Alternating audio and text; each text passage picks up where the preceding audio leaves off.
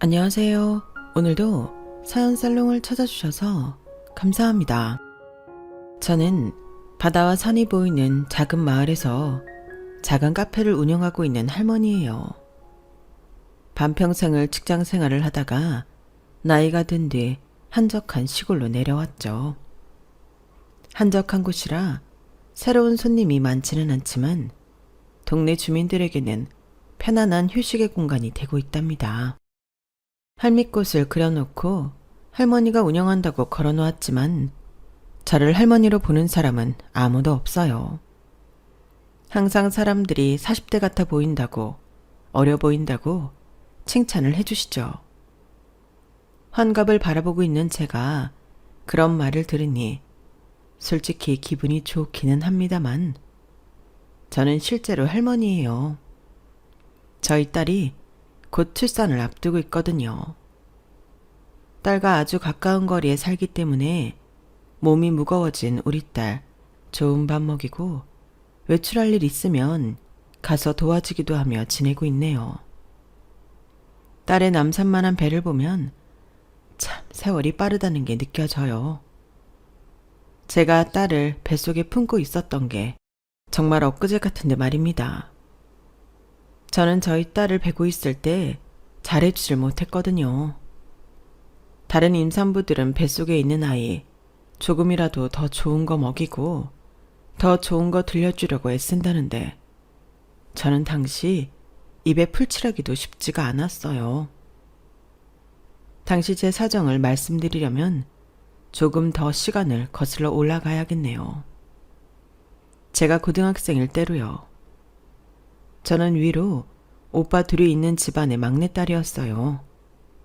저희 할아버지는 지역 유지셨기 때문에 아버지도 동네에서 다 아는 분이었고 저희 집은 굉장히 풍족했죠.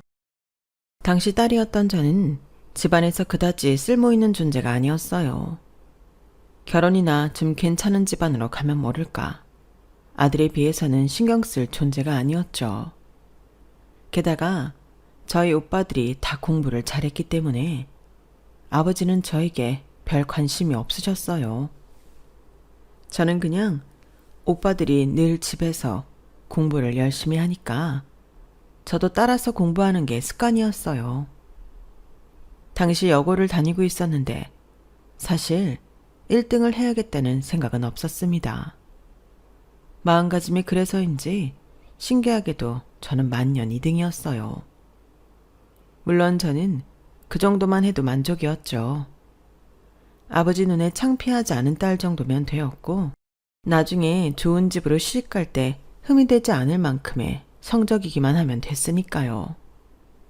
그런 용도로 전교 2등은 사실 충분한 성적이었죠. 제가 욕심을 부리지 않았던 또 다른 이유는 바로 전교 1등 때문이었어요.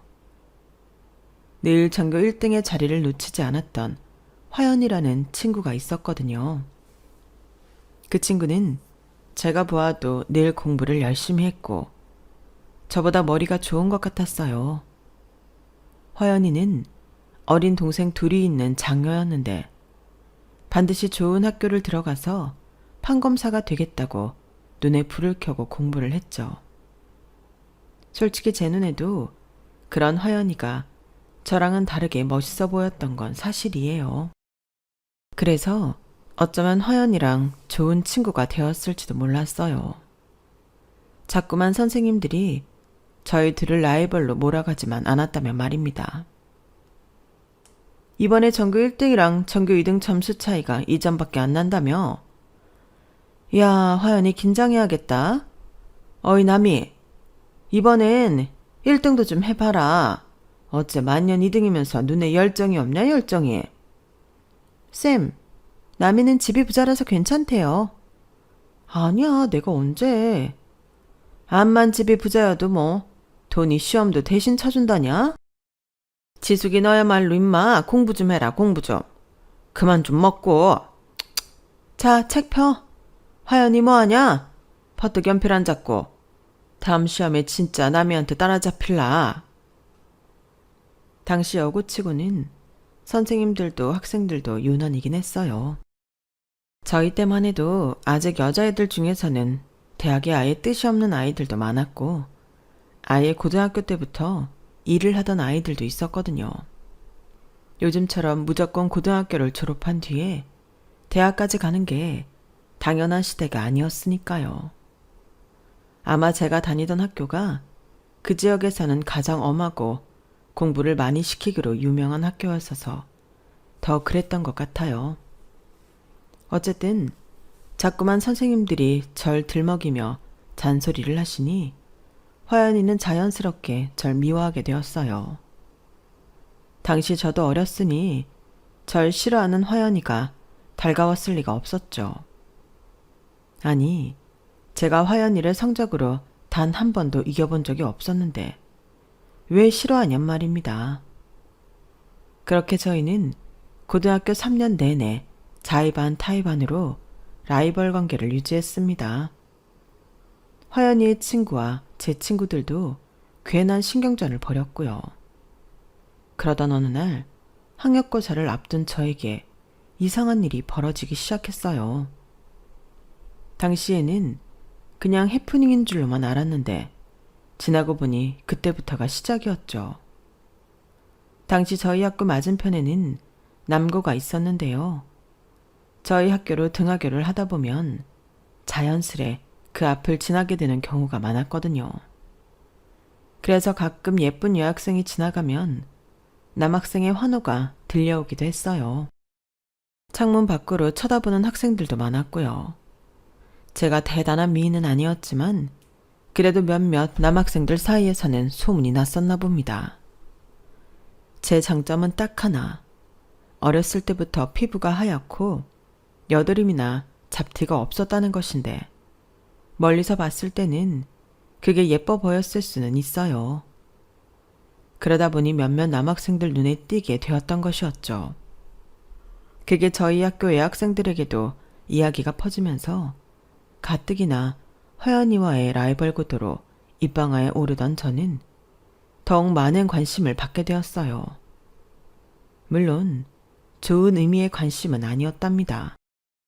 민남이 쟤는 뭐 가까이에서 보면 별것도 없는데 왜 남자애들한테 인기래? 몰라. 쟤네 집 부자인 것도 같이 소문이 났나 보지 뭐. 아니면 우리 모르는 사이에 피부 하나 믿고 꼬리를 쳤든가. 야, 니네 무슨 말을 그런 식으로 하냐. 남이가 그럴 시간이 어딨어. 무려 전교 2등인데. 그래, 만년 전교 2등밖에 못하니까 하는 소리 아니니. 혹시 알아? 얌전한 고양이가 부뚜막 먼저 올라갔는지? 뭐? 말 다 했냐?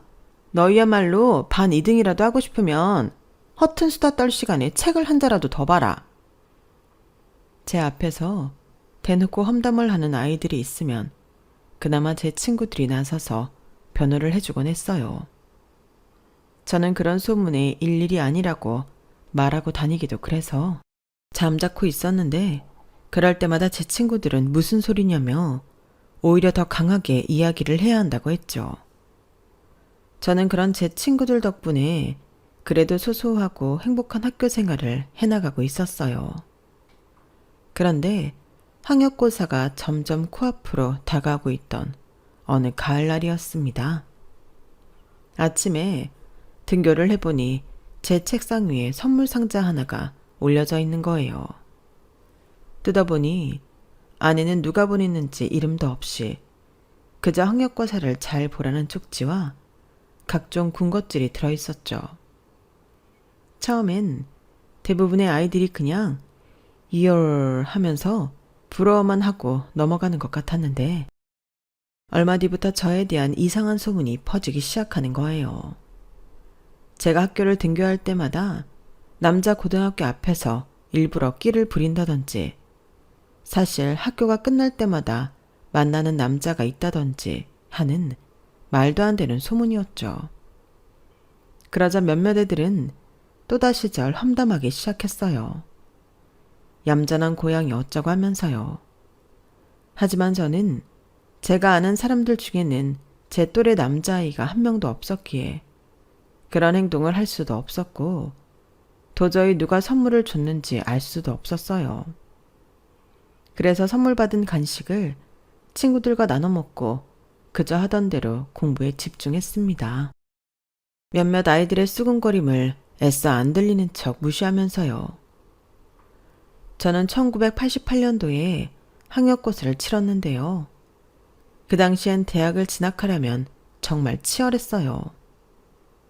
저희 부모님은 제게 명문대를 요구하진 않으셨지만 나중에 시집을 잘 가려면 대학은 나와야 한다고 하셨기에 저도 입시 때는 정말 힘들었네요. 지금도 마찬가지겠지만요. 전교 1등이었던 화연이는 말 그대로 하루하루 피가 말라가는 게 보일 정도였으니까요. 대학 진학에 뜻이 있었던 아이들은 전부 힘들긴 했죠. 입시가 끝난 뒤 반 친구들 중 원하는 대학을 간 친구는 거의 없었고 그 완벽했던 화연이마저 재수를 해야 하는 상황이었습니다. 화연이는 교실에서 정말 엉엉 울었어요. 저 역시 재수를 해야만 했죠. 하지만 저는 아무래도 집이 부유한 편이었고 학업 스트레스가 그렇게 심하지 않았으니 다른 아이들보다는 힘든 내색을 하지 않았어요. 그리고 학교 친구들은 그런 절 대놓고 미워하기 시작했죠. 마치 제가 아이들의 분풀이 대상이 된 것 같았어요. 그런 상황에서 또 한 번 제 책상 위에는 출처를 모르는 선물 상자가 생겼고 하필이면 같은 날 화연이가 재수를 안 하고 공장에 취직한다는 소식이 들렸어요. 누구는 좋겠네. 대학 안 가고 성적 안 나와도 연애할 여유가 있고 솔직히 임남이보다 임화연이 10배는 더 치열하게 공부했는데 얘는 10배가 뭐야. 남이 쟤는 아무 걱정 없이 등 따시고 배부른 상태에서 공부하고 화연이는 동생들 살펴가며 없는 시간 쪼개서 공부한 건데 화연이가 100배는 더 치열했지. 야 남이야, 너 재수하니? 재수해. 왜? 돈이 많으니까 재수식이나 한단다. 너는 시간 많아도 공부 안 했잖아. 화연이가 직접 나한테 와서 뭐라고 하면 몰라. 너는 처음부터 대학 갈 생각도 없었으면서 왜 나한테 시비야? 어머, 얘 뭐래니? 친구들 말이 생각나 처음으로 절 욕하는 애들한테 맞받아 쳤어요. 저도 시험을 망쳐서 재수를 하게 된 게 하나도 좋지 않았는데 자꾸만 욕바지가 되니 지렁이처럼 꿈틀거린 것이었죠. 그런데 제가 이렇게 나서면 제 편을 들어줄 줄 알았던 친구들이 하나같이 눈을 피하고 조용히 있더라고요. 그 모습을 보고 충격받은 저는 제 말을 들은 반 아이가 화가 나서 뭐라고 하는 얘기가 하나도 들리지 않았고 멍하기만 했어요. 그날 이후로 저에 대한 소문은 자꾸만 더 안 좋게 퍼져나갔고 아무도 저에게 말을 걸어주지 않았죠. 소문이라는 게 참 무서운 걸 그때 알았네요. 어느새 저는 화연이가 필기한 노트를 훔쳐 공부한 전교 2등이 되어 있었고 주말마다 다른 남자랑 놀러 다니는 해픈 여자아이가 되어 있었어요. 다행히 몇 주만 버티면 고등학교 졸업이었기 때문에 저는 남은 학교 생활을 쥐죽은 듯이 조용히 해야 했습니다. 졸업 후 저는 독서실을 하나 끊어서 재수 공부를 시작했어요. 친구 하나 없이 외롭다 보니 공부에만 몰입하게 되긴 하더군요. 그런데 벚꽃이 후두둑 떨어질 때쯤 저는 설레지도 않고 궁금하지도 않았던 선물의 주인공을 알게 되었어요. 매일같이 다니던 독서실 책상에 또 군것질거리가 놓여져 있었거든요. 그런데 이번에는 선물만 있는 게 아니라 선물을 놓고 있는 남자애도 같이 보게 되었죠. 평소보다 일찍 온 절 보고 그 남자애는 깜짝 놀라더군요. 저는 그 애를 보자마자 걔 때문에 모든 일이 벌어졌다는 생각에 눈물이 핑 돌면서 화가 났어요. 그래서 선물 상자를 다시 안겨주며 꺼지라고 소리쳤죠. 그 남자애는 당황해서 어쩔 줄 몰라 하다가 결국 나갔고요. 그런데 그 남자애는 그날 이후로 매일 제 책상 위에 초코파이 한 개를 갖다 주기 시작했어요. 무슨 일인진 모르겠지만 미안하다는 쪽지와 함께요. 그걸 매일같이 받다 보니 저도 미안한 마음이 들었죠. 걔는 아무것도 모르고 한 행동이었을 텐데요. 그래서 그 애를 불러 그날 일은 미안했다고 먼저 얘기했어요. 저희는 나가서 떡볶이를 먹으며 처음 얘기를 나눠봤는데요. 그 남자애는 저랑 동갑이고 저희 학교 맞은편 남고 출신이었더군요. 3학년 여름방학식 때 절 학교 앞에서 처음 봤는데 그때부터 절 좋아했다고 해요. 하지만 입시기간이라 고백은 못하고 응원만 해주고 싶어서 선물을 자꾸 놓고 갔답니다. 그 선물 때문에 제가 곤란해진 건 생각도 못했다고 해요. 괜찮아. 이미 다 지나간 일인걸. 근데 넌 무슨 공부해? 너도 재수해? 나도 목표하던 대학교가 있었거든. 우리 엄마는 내가 돌아가신 아빠처럼 경찰이 되길 원하셔서. 그렇구나. 그럼 너도 매일 와서 공부하겠네. 우리 둘 다 힘내자.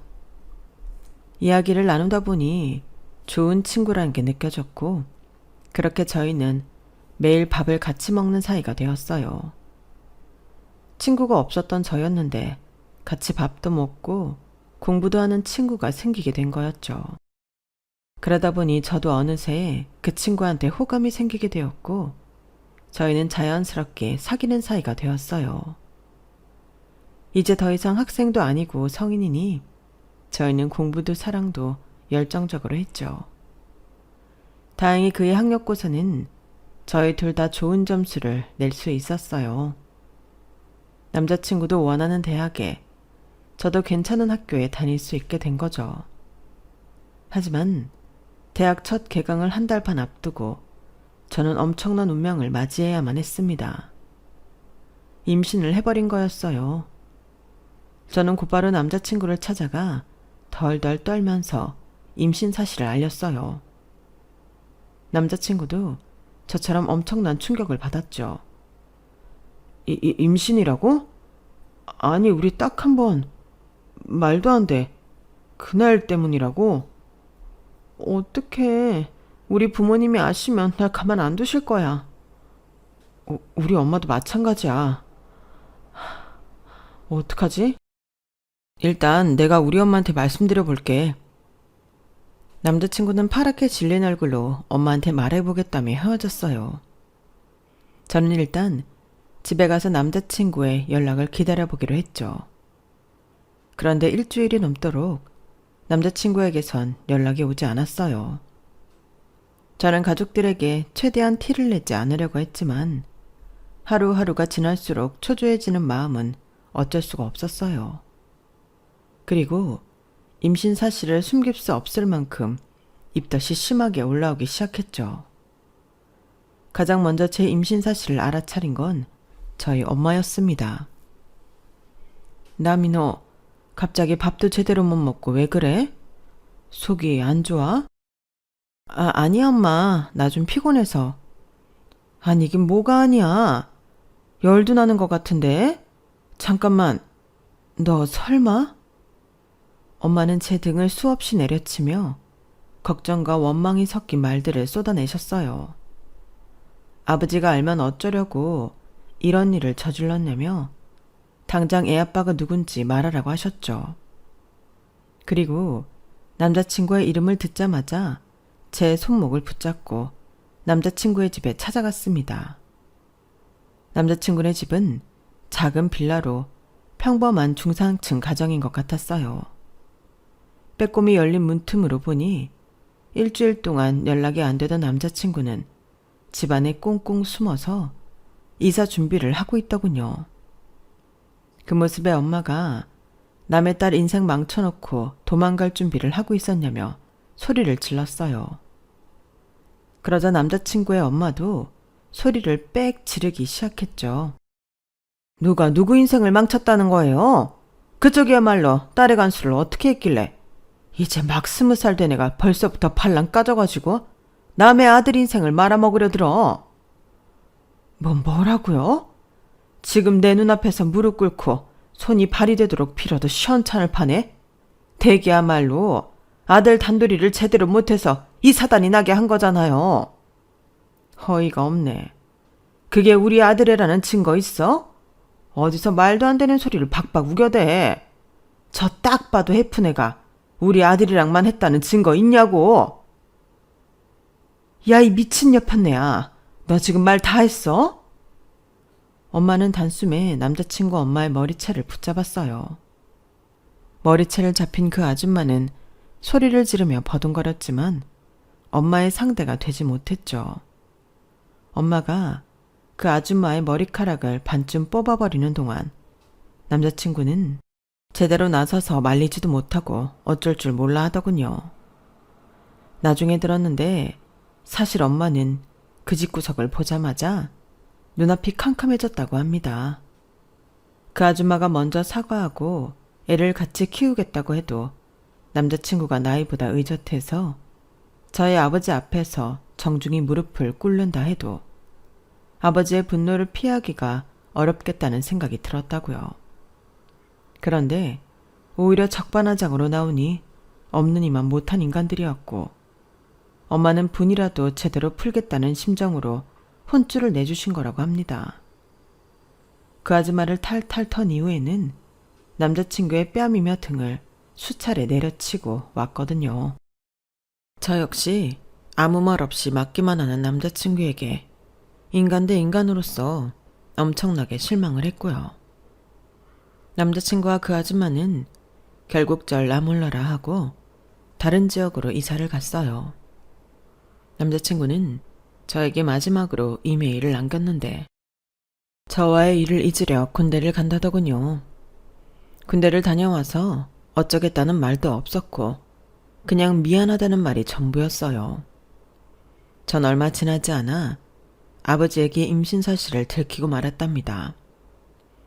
애초에 한 집에 살면서 임신 사실을 숨긴다는 건 손바닥으로 하늘을 가리는 것이나 다름없는 일이긴 했어요.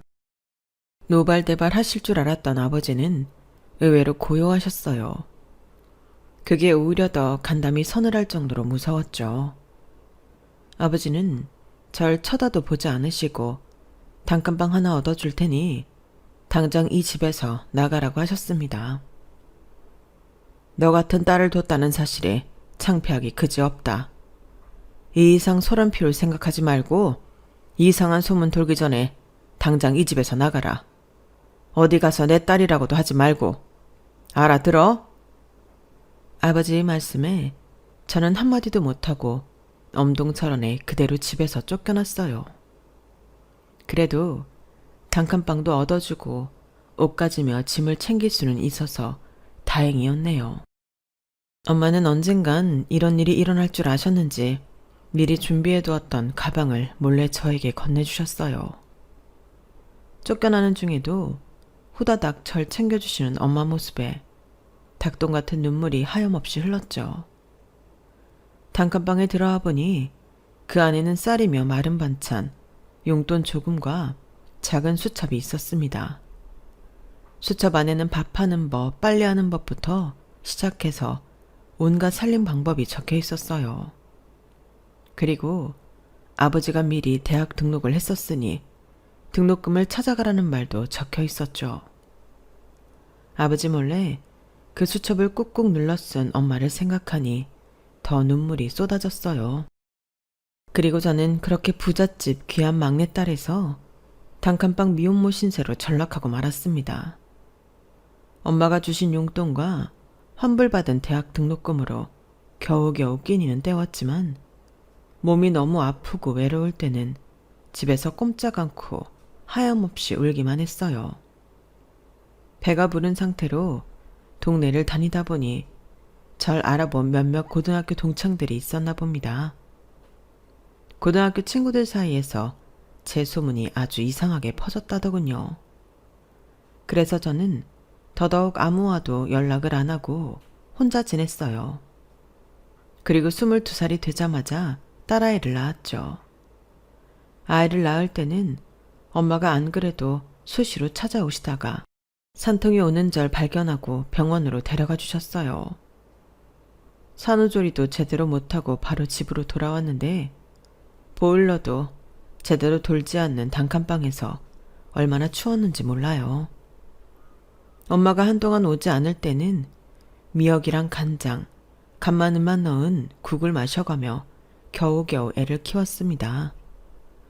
그렇게 버티다 엄마가 오시면 항상 이것저것 제가 먹을 것, 아이 기저귀 갈 것 등을 챙겨와 주셔서 기운을 차릴 수 있었죠. 엄마가 아니었다면 전 틀림없이 그의 겨울을 나지도 못하고 딸아이와 운명을 달리했을지도 모릅니다. 시간이 지나니 혼자서 애를 안고 장을 보고 먹을 것을 사올 만큼 움직일 수 있게 되었는데요. 동네가 좁다 보니 어쩌다 한 번씩 동창들을 마주칠 때가 있었어요. 그럴 때마다 그 친구들의 무시와 비웃음을 마주하는 건 정말 힘든 일이었죠. 몇 번 아이들을 마주친 이후로는 외출할 때 무조건 모자를 푹 눌러 쓰고 다녔고 어떻게 알았는지 집으로 동창회 우편물이 와도 열어보지도 않고 그대로 버렸답니다. 솔직히 그 당시엔 가난아이가 제 인생 발목 잡고 한없이 지하로 끌고 내려가는 것만 같다는 생각뿐이었어요. 아이를 안고 저를 물리면서도 아이가 너무나 싫었죠.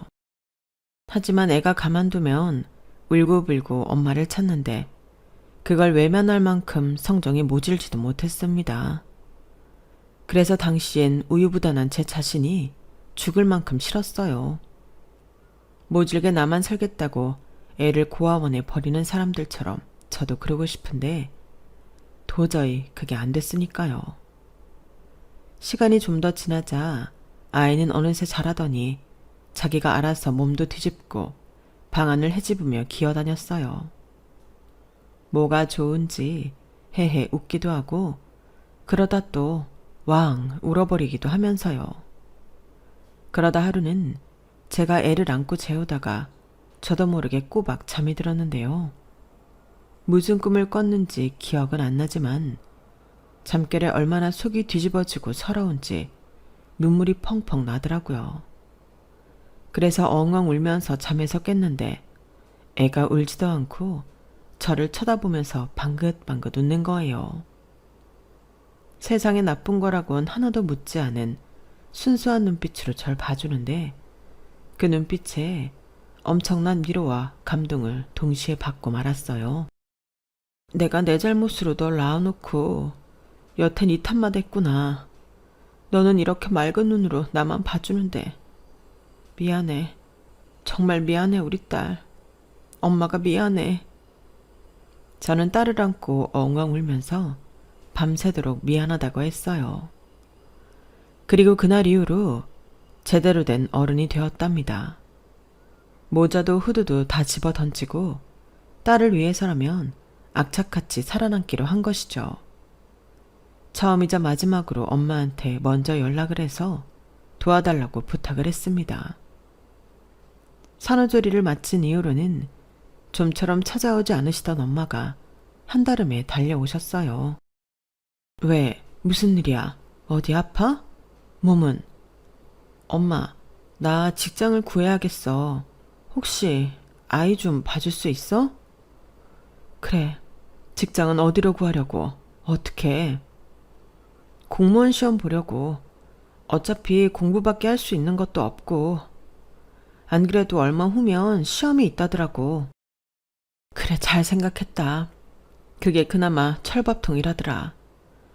지금 너한테는 안정적인 게 최고지.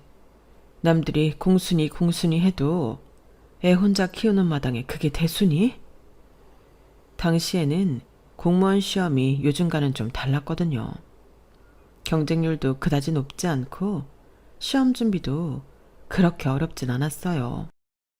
엄마는 아버지 눈을 피해서 제가 취직을 할 때까지 딸아이를 봐주셨고 저는 금방 취업을 했어요. 저는 사는 곳과는 조금 멀리 떨어진 곳에 첫 발령을 받게 되었죠.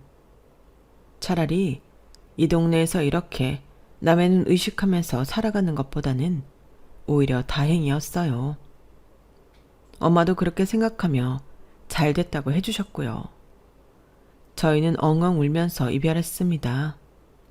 저는 살아생전 엄마를 다시 보기 어려울 거라는 걸 본능적으로 알았어요. 엄마는 제가 이사하는 날 당신 혼수 반지와 제 돌반지, 이렇게 두 가락지와 용돈 봉투를 주시며 꼭 필요할 때만 쓰라고 신신당부를 하셨어요. 그렇게 엄마랑 헤어지고 저는 3살 된 딸아이의 손을 잡고 반지 앞방에 들어가 살게 되었답니다. 매일 아침마다 아이를 돌봐줄 곳에 맡기고 출근하고 애를 데리고 퇴근해서 집에서 직접 공부를 시키며 지냈어요. 쥐꼬리만한 월급으로 살림을 꾸리고 일과 육아를 한꺼번에 하는 게 쉬운 건 아니었지만 그래도 우리 딸이 말을 곧잘 듣고 애답지 않게 땡깡 한 번을 부리는 법이 없어서 크게 힘든 일도 없었죠. 게다가 우리 딸은 어려서부터 참 똘똘한 아이였어요.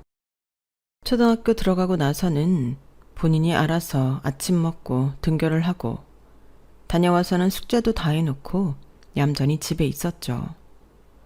아이가 초등학교 들어간 지 얼마 되지 않아서 IMF가 터졌어요. 너무 다행이었던 건 제가 그나마 공무원이었기에 큰 타격을 받지 않았다는 거예요. 저는 경제 상황이 어떻게 돌아가도 흔들리지 않고 그저 꾸준하게 일을 하고 아이를 키우고 저축을 해나갔습니다. 그렇게 아끼며 살았더니 우리 딸이 중학생 될 때쯤엔 번듯하게 해 들어오는 집을 얻을 수 있었어요.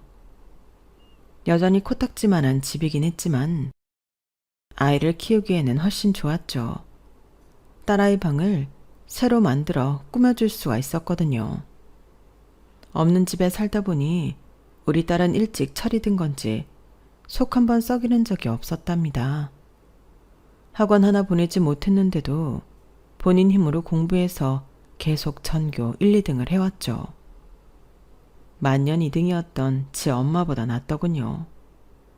특히 수학을 잘하던 우리 딸은 남들이 가고 싶어하는 유명한 공대에 진학을 했고 졸업 후에는 화장품 연구원이 되었어요.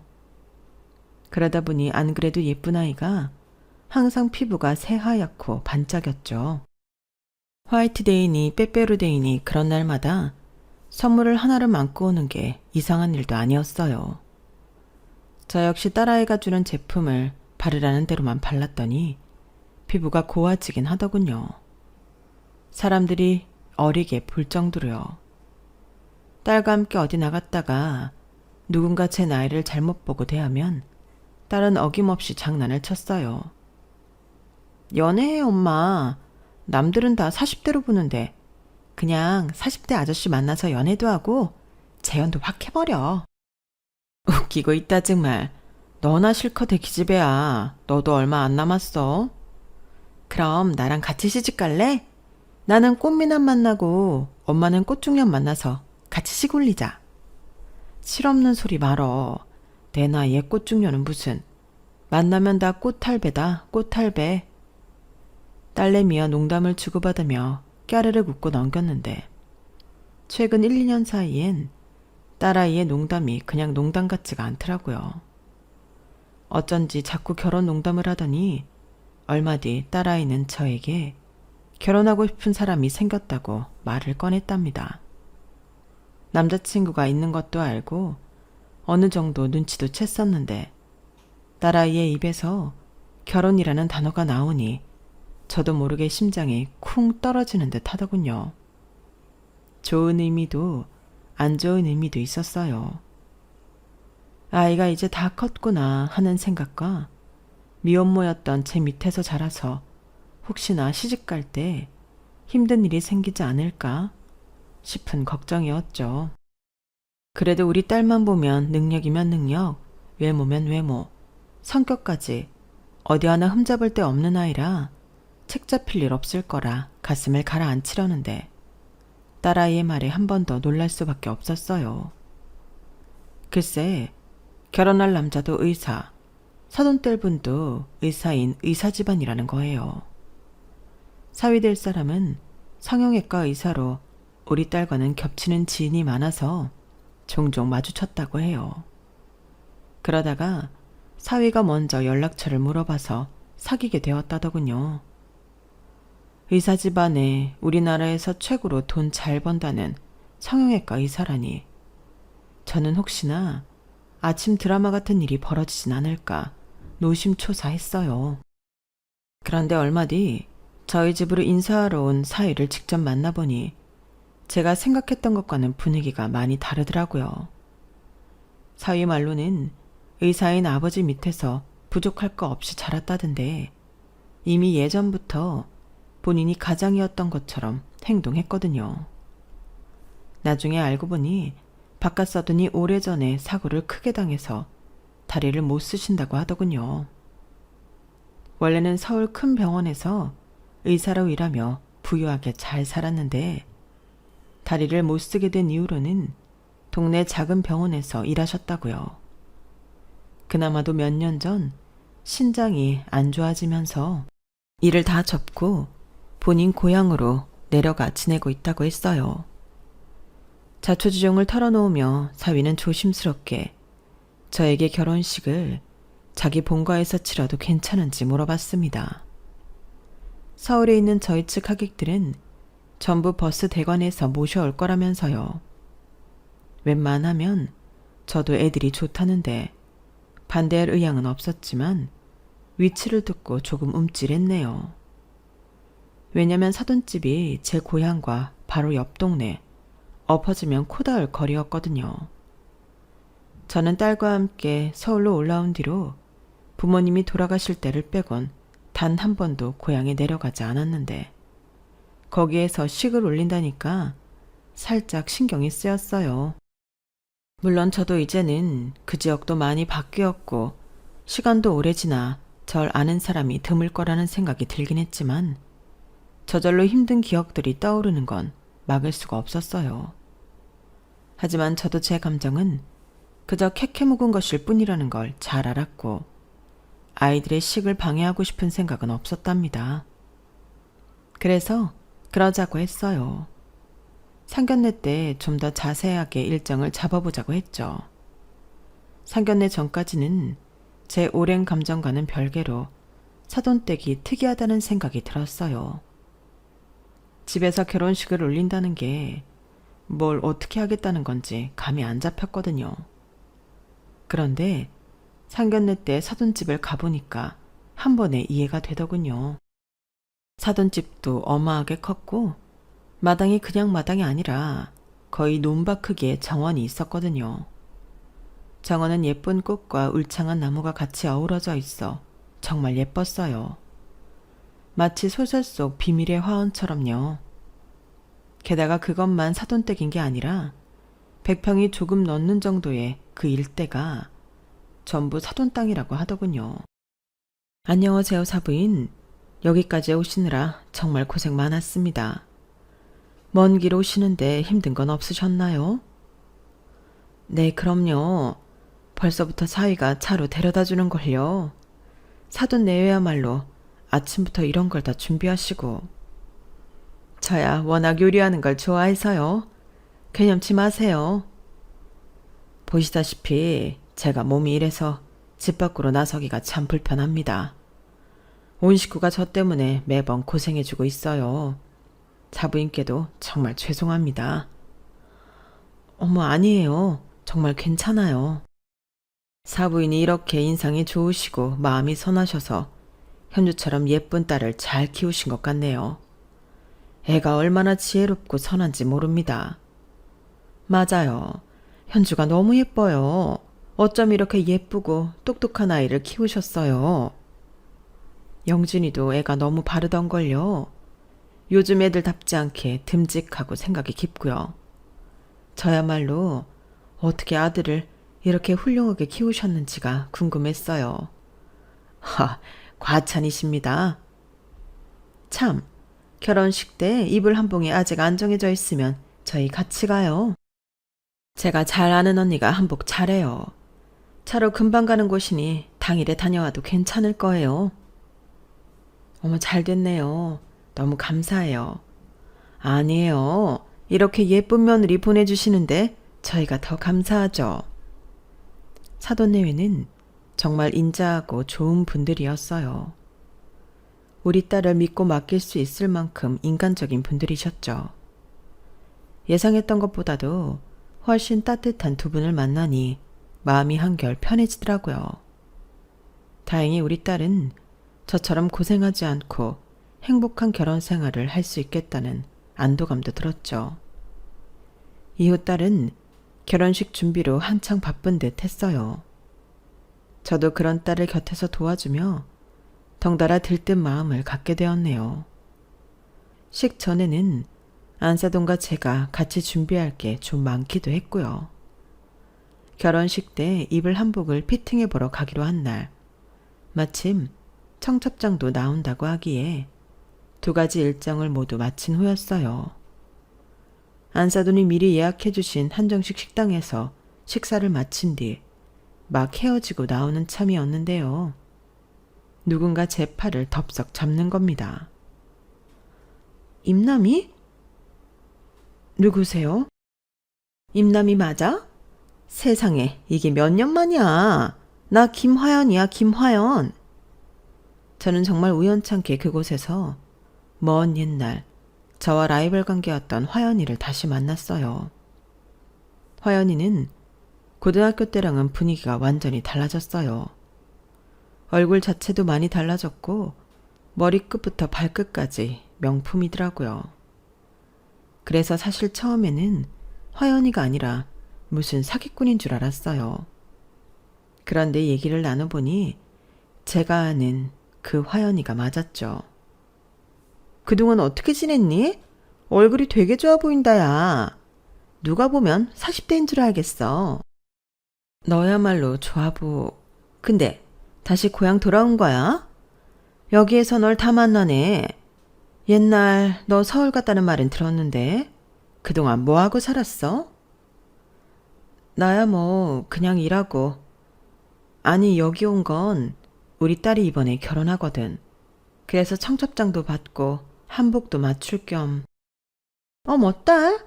아, 맞네. 벌써 딸이 나이가 엄청 많겠다, 그지? 어머, 너희 딸 그럼 이 근처에서 결혼해? 청첩장 하나 줘봐봐. 어렸을 적 기억으론 차분한 애였던 것 같은데 다시 만난 화연이는 사람 말을 끝까지 듣는 법이 없었어요. 제가 정신이 없어하는 사이에 제 가방 사이에서 청첩장 하나를 쏙 빼가더군요. 그러더니 결혼식이 이 근처 맞네 하며 저를 다시 식당 안으로 데려가는 겁니다. 얘 잘됐다. 안에 동창들 다 모여있어. 오늘 동창회 있거든. 애들 아직 안에 있으니까 너 가서 청첩장도 돌리고 그래. 얼른 가자. 제가 그건 한사코 싫다고 해도 화연이는 무지막지한 힘으로 절 붙잡고 동창회 장소로 끌고 갔어요. 화연이 말대로 코앞에 동창들이 전부 모여있더군요. 제가 등장하자 화기애애했던 분위기가 한순간에 착 가라앉았어요. 어머, 쟤 혹시? 맞네, 세상에. 학생 때 얼굴 그대로잖아.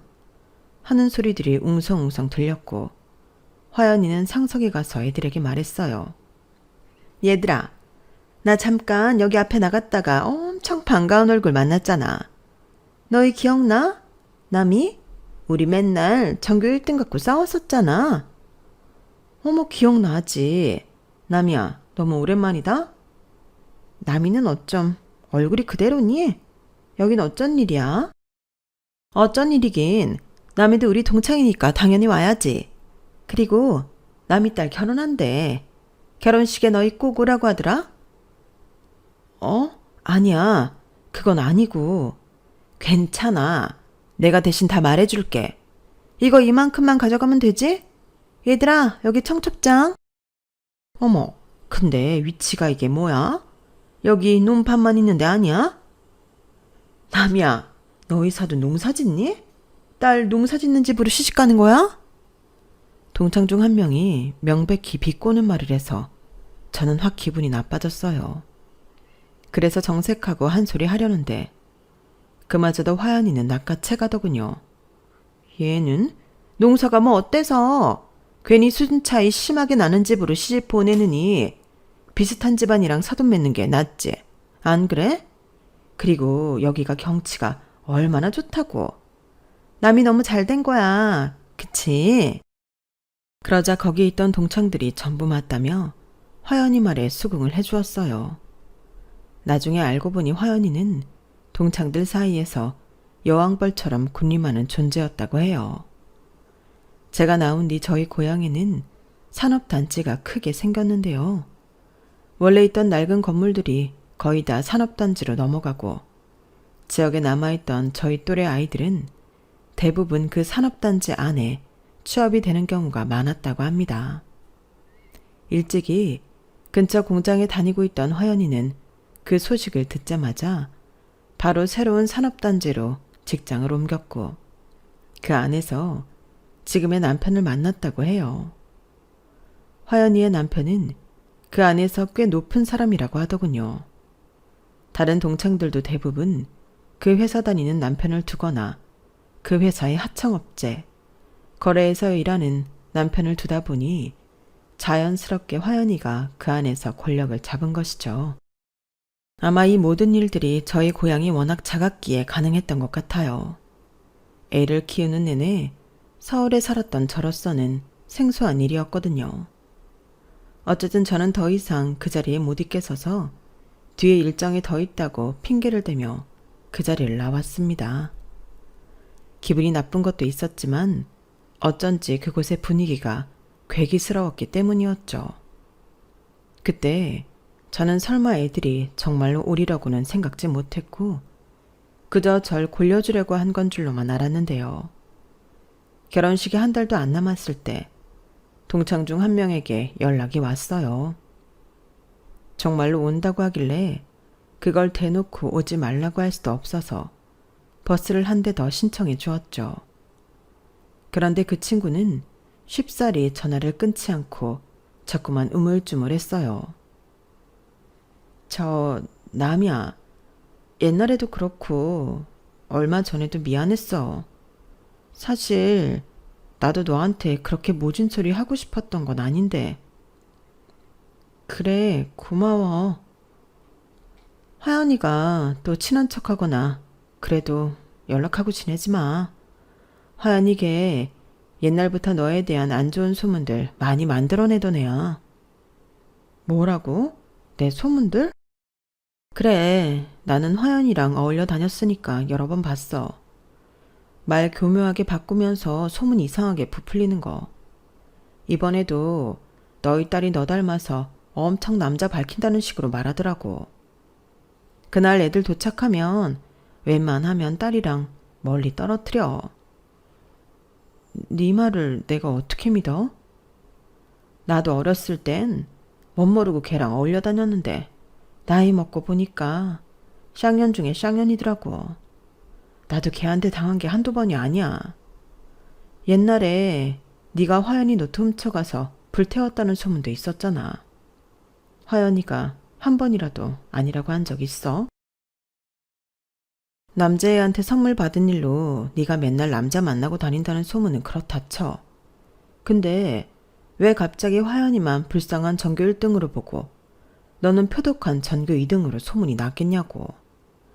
걔가 소문 부풀리는 거 내가 옆에서 직접 봤어. 친구의 말을 듣고 저는 엄청난 분노가 치밀어 올랐습니다. 한참 분노를 가라앉히며 생각하다가 저는 그 친구에게 화연이 연락처를 받아 화연이에게 직접 연락을 했어요.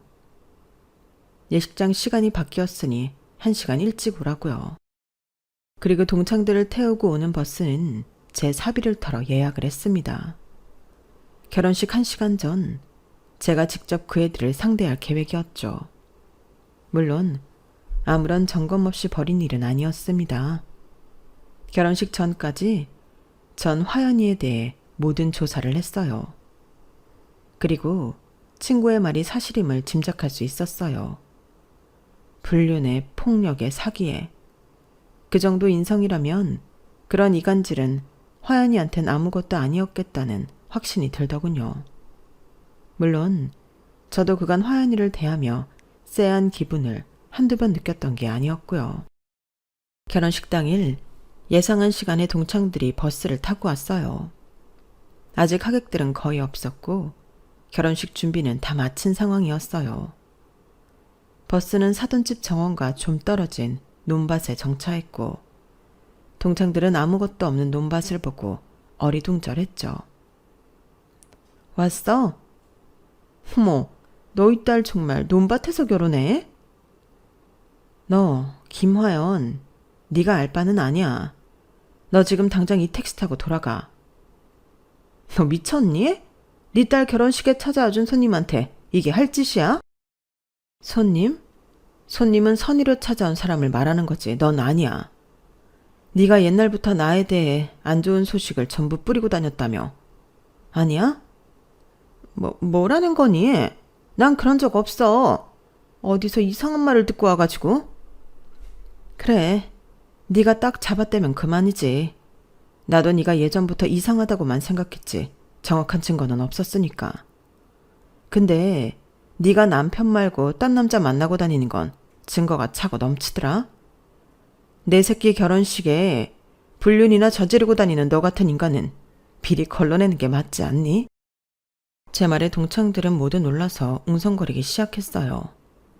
화연이는 곧 터질 것처럼 얼굴이 시뻘개졌죠. 네가 감히? 감히 왜? 잘못한 게 있으면 벌 받는 건 당연한 거 아니니?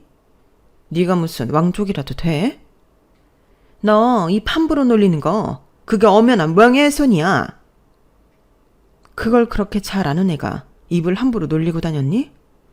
그래, 그럼 어디 한번 명예훼손으로 고소라도 해봐. 나도 잘못한 거에 대해서는 죄값 받을 테니까. 근데 네가 고소하고 난리치면 네 남편 귀에 안 들어갈 수 있을까? 화연이는 분을 이기지 못해 저에게 달려들려고 했어요. 그런데 제가 조금 더 빨랐습니다. 저는 있는 힘껏 화연이의 뺨을 내리쳤어요. 그 자리에 있던 모두가 놀랐고 저 역시 제 자신에게 깜짝 놀랐죠. 살면서 그렇게 분노해 본 적도 누구를 때려본 적도 처음이라 손이 덜덜 떨리더군요. 네가 그러고도 인간이야? 고작 19살, 20살 된 애한테 그런 나쁜 소문이나 떠벌리고 다니고 아직도 재벌은 못 고치고 그러고 다녀? 이젠 나도 가만히 있지 않을 거야. 너 내가 만만해 보였나 본데 내가 요 며칠 네 뒷조사하니까 너 정말 엉망진창으로 살고 있더라. 내가 너 바람핀 증거만 가지고 있을 것 같아? 지금처럼 등 따시고 배부르게 살고 싶으면 입 조심하고 알아서 처신 똑바로 하고 다녀. 알겠어? 전 화연이가 저한테 그랬던 것처럼 똑같이 걔를 막무가내로 끌고 가 택시 안에 구겨 넣어버렸습니다. 반항할 힘이 다 없어진 건지 의외로 화연이는 순순히 택시에 올라탔죠. 그렇게 화연이를 보내고 저는 남은 동창들을 향해 말했어요. 너희들 중에도 김화연처럼 못된 마음으로 결혼식 온 애 있니? 동창들은 누가 먼저랄 것도 없이 서둘러 고개를 저으며 절대 아니라고 부인하더군요. 저는 그럼 따라오라고 한마디를 한 뒤 결혼식장으로 향했어요. 10분쯤 걸어가자 결혼식을 위해 잔뜩 꾸며진 사돈댁 정원이 나왔고 등 뒤로 동창들이 놀라는 소리가 들려왔어요. 세상에, 이게 다 뭐야? 이걸 다 꾸민 거야? 여기만 다른 세상 같네. 이 땅이 전부 개인 사유지야? 결혼식 할 만했네. 초가집에서 결혼한다는 얘긴 어디서 나온 거야? 어디긴 김화연이지 뭐. 걔가 좀가장에서 말하니? 하긴 저번에 나도 우리 회사 상품 한번 얘기만 꺼냈는데 나를 무슨 다단계 사기꾼으로 몰아갔잖아. 아까 고년 망가지는데 사실 얼마나 고생했는지 몰라. 들려오는 동창들의 소리를 무시하고 저는 가장 구석진 자리로 동창들을 안내했어요. 아까는 나도 흥분했어. 다들 결혼식 와줘서 고마워. 여기 있다 보면 좀 이따 식 시작되면서 음식도 같이 나올 거야. 밥 맛있게 잘 먹고 이따가 타고 온 버스 타고 가. 근데 남이야, 여기는 어디야? 네 땅이니? 아니, 사돈댁집 정원이야. 여기가 정원이라고? 동창들은 하나같이 눈이 휘둥그레져서 절 쳐다봤어요. 하지만 전 그런 반응이 달갑지가 않았죠.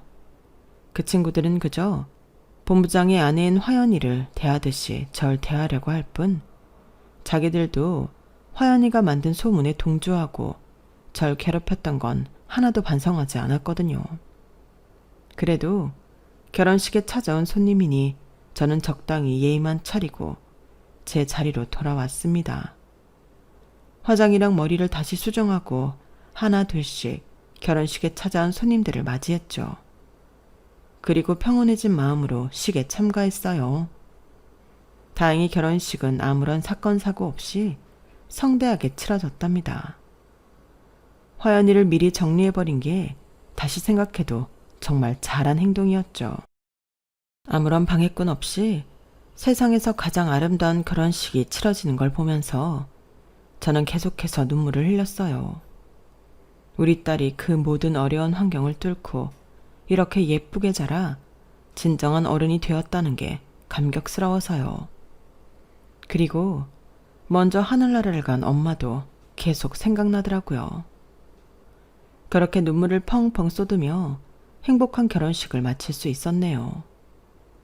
저는 딸아이가 결혼한 뒤 다니던 회사를 퇴직했어요. 그리고 그간 모은 돈과 퇴직금으로 사돈댁과 우리 딸 신혼집과 가까운 지역에 집을 하나 샀습니다. 사실 저도 작은 마을에서 자라서 그런지 서울 사는 내내 편안하지가 않았거든요. 딸아이를 키우기엔 더없이 좋았지만 이제는 딸도 없으니 서울에 혼자 있고 싶지는 않았어요.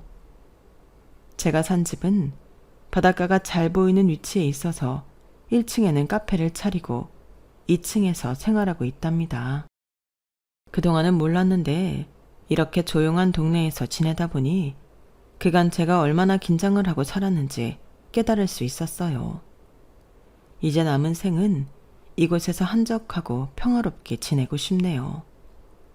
화연이는 외도를 하고 있다는 사실이 동창들에게 알려지며 예전처럼 여왕벌 행세를 못하게 되었다고 해요. 아니, 오히려 그간 저질렀던 업보를 모조리 돌려받는 중이라고 합니다. 화연이는 남편과 결혼한 이후 일은 일절 안 하고 부잣집 마님 행세만 했나 보더군요. 그동안 자신의 힘으로 읽어놓은 것이 없어서 남편과 이혼하면 큰일이 나는지 약점을 쥔 동창들에게 아무런 반항을 못하고 시녀 행세를 하는 것 같았어요. 저는 그런 화연이도 동창들도 전부 다 악인이라는 생각이 들어 그 이후로는 모두와 소식을 끊어버렸죠. 딸아이는 결혼한 지 1년 만에 아기 천사를 갖게 되었어요. 못된 생각과 못된 행동만 하는 동창들에게서 멀어져 딸아이와 함께 좋은 생각만 하며 지난 8개월을 지냈네요. 출산일을 앞두고 있는 딸에게 지극정성을 다하면서 아주 오래전 우리 딸에게 잘못했던 업보를 저도 청산하는 중입니다. 그 당시엔 아무 죄도 없는 우리 딸을 왜 그렇게 미워했나 참 많은 반성을 하면서요. 앞으로 만나게 될 손주에게는 아낌없이 사랑만 줄 예정이랍니다. 제 이야기는 여기서 끝이에요. 지금까지 들어주신 여러분 모두 행복하세요. 여러분, 사연 댓글에 응원과 현명한 조언 부탁드려요. 좋아요와 구독은 저에게 큰 힘이 됩니다. 오늘도 좋은 일 가득하세요.